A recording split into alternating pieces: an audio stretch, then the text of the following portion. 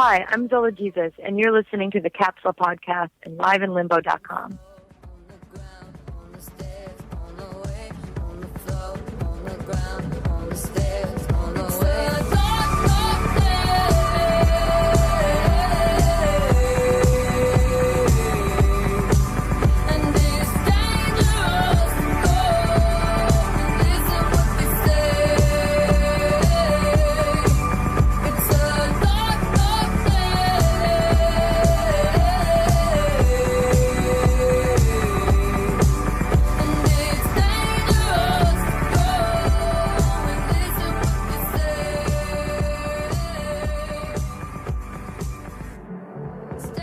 This is Capsule on liveinlimbo.com. My name is Sean Chin. And I am Andreas Babiolakis. This is an adventure into music, film, and pop culture. Zola Jesus is an American singer, songwriter with 3 EPs and 5 full-length studio albums under her belt that combine bliss and the influence of electronic, industrial, goth, classical, and experimental rock. Nika Roza Danilova, otherwise known as Zola Jesus, is with us as we speak. Welcome to Capsule, and how are you?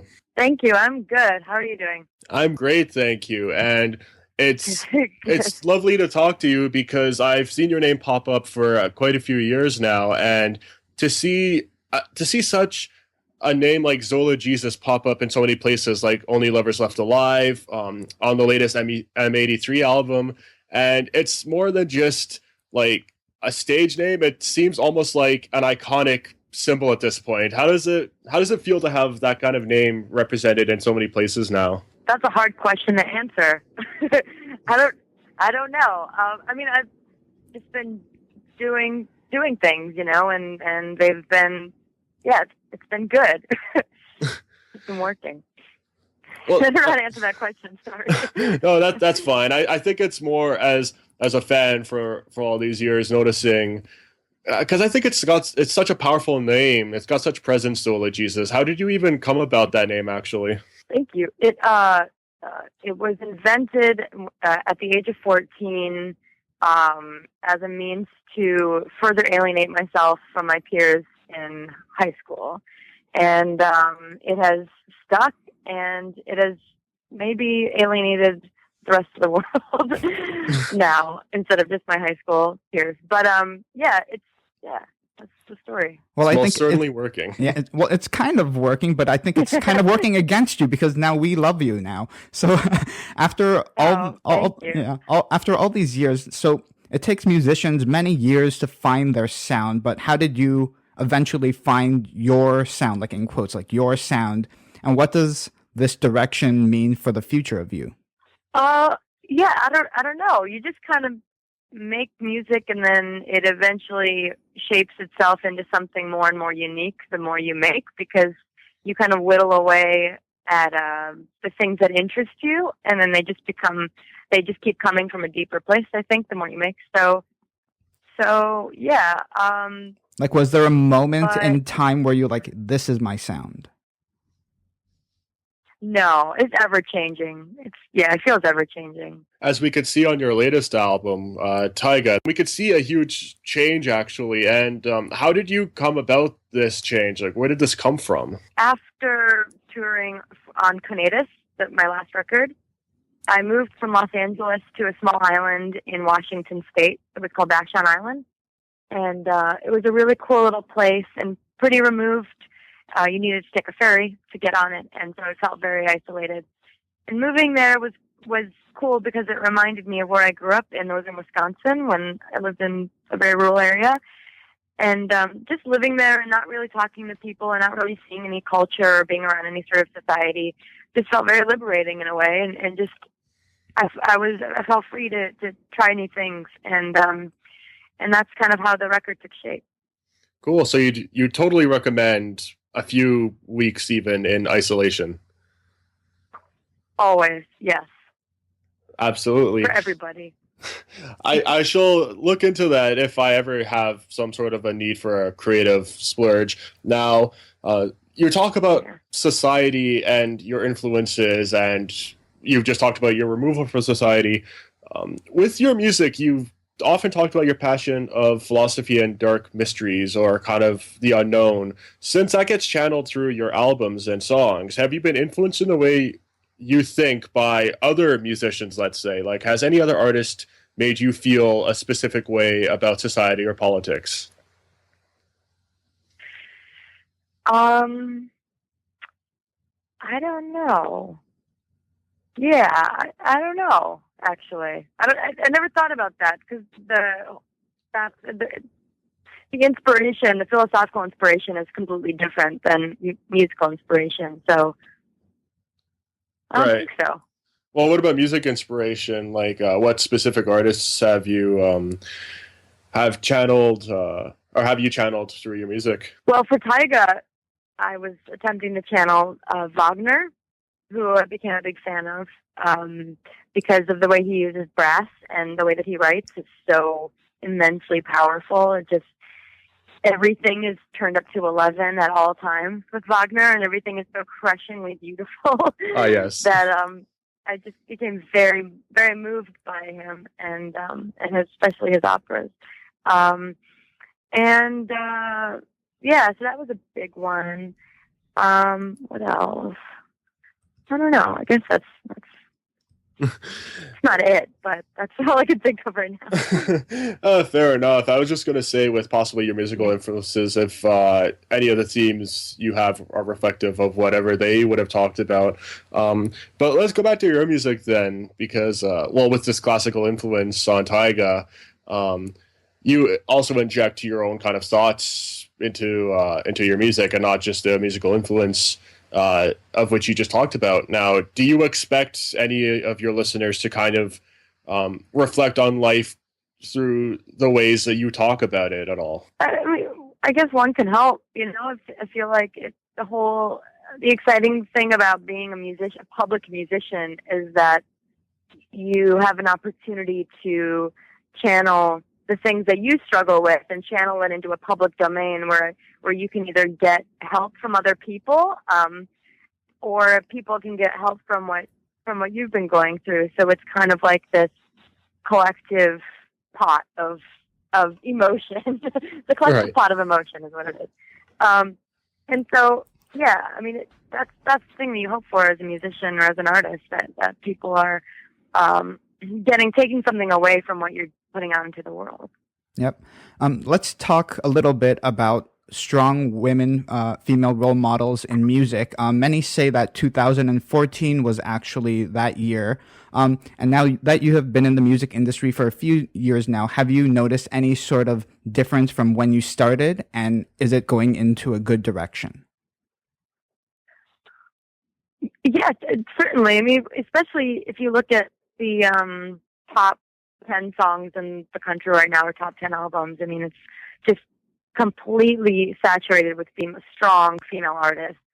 And we're in a time right now where people are, they're ready for having really strong women kind of take the lead, and for the idea of a female artist to be, and just especially the gender, just to be more flexible in terms of that. I feel like maybe in early 2000s, all the female singers, especially in mainstream pop music, were kind of the same. They were hypersexualized in a very coquettish way.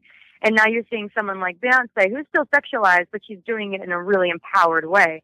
And I feel like that's new. This is a new development. Seeing people like her and like Sia just kind of fulfill the idea of what it means to be a woman, especially a woman musician, in a unique way. Absolutely. And actually, last year at the Academy Awards, Cate Blanchett talked about, in terms of cinema anyways, female roles within movies no longer being some sort of a niche or a cliche. Do you feel, as we talk about female roles in music, do you feel that that's kind of starting as well? Or do you feel that we still have a bit of ways to go because we still sense some sort of sexuality, whether women are exuding it or they're subjected to it within music? Well, I think even the fact that we're talking about this right now means that it's a niche in itself, that being a female, I need to talk about that because you are still a minority in the music, where it's like people will say, oh, I only like female artists, or you're my favorite female artist. Like, you can't just be someone's favorite artist anymore. You've got to be, you're like in this different sort of like corner, and which is fine, but it's I don't know. I do feel like we do have a ways to go in terms of that, in terms of it not even being about gender and it just being about music, and the fact that it is kind of this tag that they put at the end of all female artists, like female artist and not just artist. Absolutely. And so the fact that we're even talking about it now, I feel like it just plays into that. But yeah, but regardless, it's just like, it's just the way it is. It is the way it is. Yeah. Now, the way I see it, I think within the years to come, we will overcome seeing it as a sort of a fear, and women will get the respect that they are due. But in terms of women still being targeted as female singers, or instead of just singers, do you feel that a lot of that is also a marketing gimmick as well? In what way? That this person, the fact that that labels and stores have to label virtually everything so things can be categorized. Do you know what I mean? Yeah, you mean so there are a lot of female singers. There's also male singers, though. Oh, yeah, this is true. But do you feel that might be what's getting in our way with overcoming the need to have to label everything? Oh, I think that just human instinct, the need to categorize and have syntax to everything in the world so they can understand it. Without that, there's just chaos. So, when you get like on that level, I think that we're never going to escape the idea of labeling, because that's just what we do inherently. But also, yeah, I mean, there's definitely a problem with mainstream music and how it just buys into the lowest common denominator, especially like I said, hypersexualization. And by doing that, you're also creating these delineations between male and female, and you're creating these little blocks that you can, exchange, like this female singer for that, or this male singer for that one, when really they're all very disparate people, and they've all got different things. Absolutely. Very well put, actually. Yep. And so I read... like a ramble, I don't know. No, that's fine. That's what the show is about. So I read that you're a trained, or like you're a student of philosophy in school, but you also found that self-educating yourself, such as you reading Nietzsche ahead of your time, do you feel that self-education is maybe more important than the traditional streams of education these days? Certainly. Especially because when you're in especially just like the educational system, you are given only certain things to read, certain curriculum. And that curriculum is very controlled. And so if you want to get an education that is beyond that, and that's exploring things that, the public sphere doesn't really want you to explore, or, things that they wouldn't give you, you should do that. I think that it's important that you decide from a young age what's important to you and what's interesting to you, and that you really seek new information and being curious throughout your life. It's just curiosity, I think, is the most important thing. Absolutely. And with your music, actually, I feel like you kind of try and observe the world and answer your own questions within your music. Would I be right in guessing so? Yes. Now, you've had 5 albums now, and a number of years within the music industry. Have you found any resolutions for the questions you have asked within your albums throughout all these years? Let's see. No. Most of the questions, I feel like the ones that I write about, I'm fixated on, are the ones that can't be answered, and that's the frustrating thing. There is no answer, or we don't have the consciousness to know ever. Yeah, so that's pretty, it eats away at you pretty quick. Would you want to know everything? No, you don't. But you want to know that maybe you could know, or maybe you should just kind of live in more of a Buddhist state where you're like, you know what, there is no knowing. Nothing is knowable. That mentality is good, though, because it doesn't put a finality on your albums. These questions will never be answered, as you said. So there's always a repetitive... Infinite material. Exactly. It never ends. So that's a good thing. Now, with your your latest album, Taiga, being released last year, is there an album in store? Do you have any ideas as to how your future is going to come about in terms of studio releases? If only. That would be great. No, I don't. No, yeah, I don't know yet.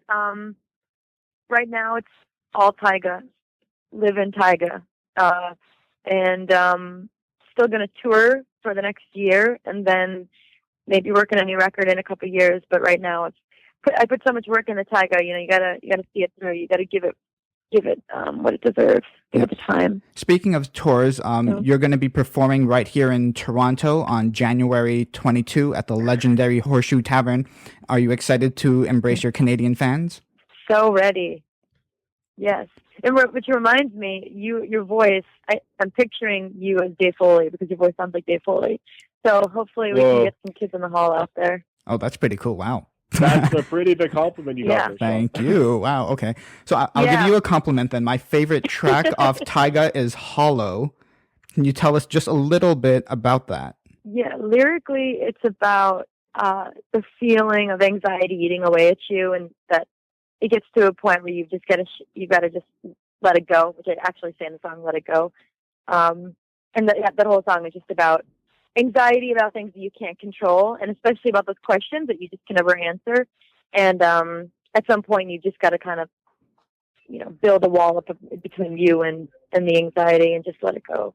And then musically, I was inspired by I don't know how to say. I guess like minimalist hip hop from like 2010, and like Wagner and stuff, and having just like sub bass and stuff. That's a pretty big range from minimalist hip hop to Wagner within one song. That's pretty interesting, actually. Yeah, I wanted to see if it could work, and that's what happened. So. Well, that paid off. All right.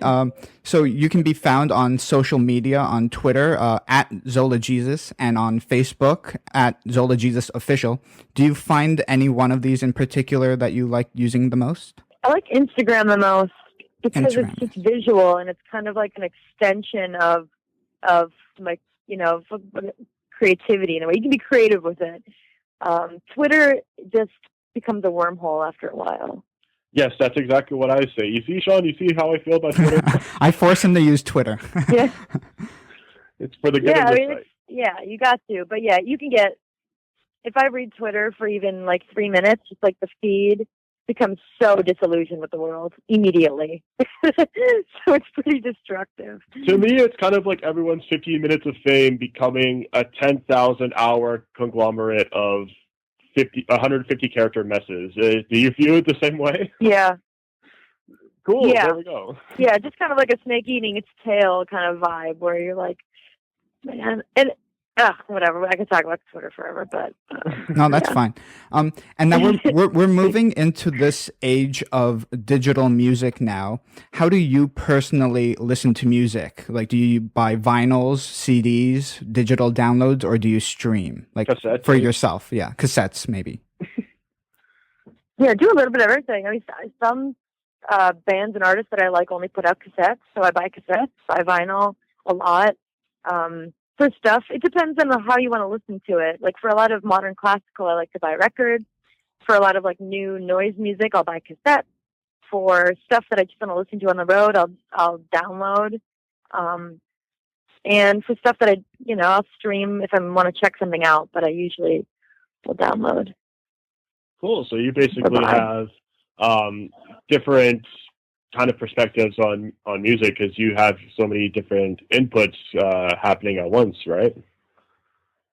Yeah, and also it's just a accessibility thing. Like some things aren't accessible on, the internet, or some things aren't accessible on cassette, so you just got to figure out where you can get it and then just go straight to the source.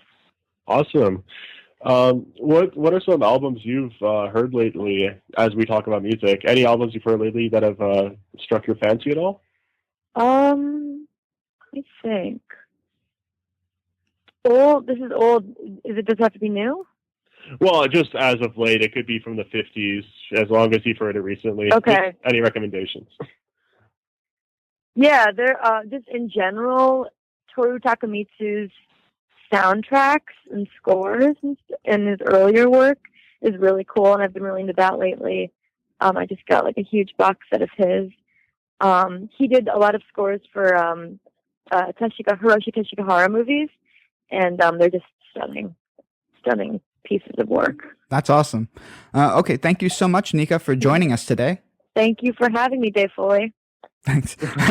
I'm gonna keep that in my resume in like comments. Do I sound like any Canadians? Like maybe Rick Moranis with like a deeper voice or something? Not yet. Not yet. Sorry. Ooh, okay. You're just Andreas. Okay. Oh, well, that's a good thing though. I've got my own unique kind of identity there. No, that's good for you, Andreas. Incomparable. Thank you so much. Thank you very much. Bye. Thank you. Have a good one. Thank you, Nika, for joining us today. Andreas, where can all of our listeners find you? Even though we concluded it's a Ouroboros of a circle of a snake eating itself, you can find me on Twitter at Andreas Babs, and yes, I will still use it despite my insults. You can find myself on Twitter at Sean Chin. You can follow this show on Twitter at Live in Limbo and use the hashtag Capsule Podcast to join in on the conversation. Please subscribe to this show on iTunes and give us 5 stars and leave a review if you like it. And as always, you can find the show notes at liveinlimbo.com/capsule. Take care. Have a good one.